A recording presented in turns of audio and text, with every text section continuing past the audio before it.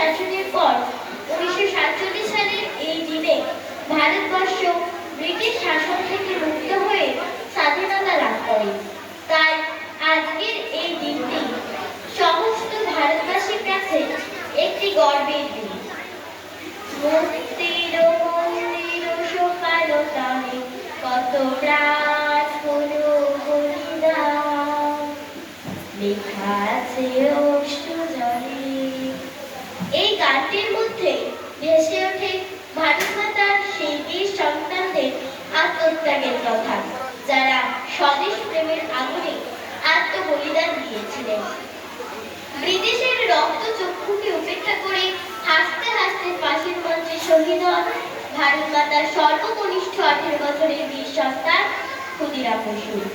এছাড়াও যাদের কথা না বললে নয়, তারা হলেন মহাত্মা গান্ধী, নেতাজি সুভাষ চন্দ্র বসু, ভগৎ সিং, জওহরলাল নেহেরু, বিনয়, বাদল, দীনেশ সহ আরো অনেক মহান স্বাধীনতা সংগ্রামী।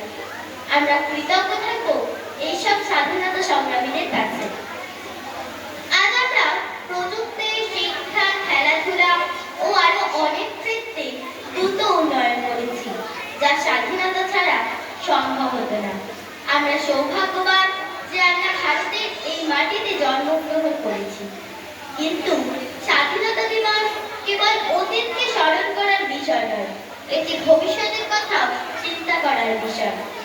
আমরা ভারতের আগামী ভবিষ্যৎ, তাই দেশের উন্নয়ন ও অগ্রগতির জন্য কঠোর পরিশ্রম করা আমাদের কর্তব্য।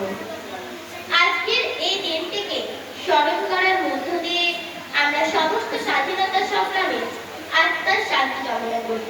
তাই তো বলা হয়, মাটিতে এখনো ছড়িয়ে আছে শত শহীদের রক্ত, এ মাটির বুকে বর্গি হানার সেই বারুদের গন্ধ। মুখোমুখি তারা বিনয়, বাদল, দীনেশের সংগ্রাম, বীরের মৃত্যু নিয়ে বেঁচে আছে বিপ্লবী ক্ষুদিরাম। নমস্কার।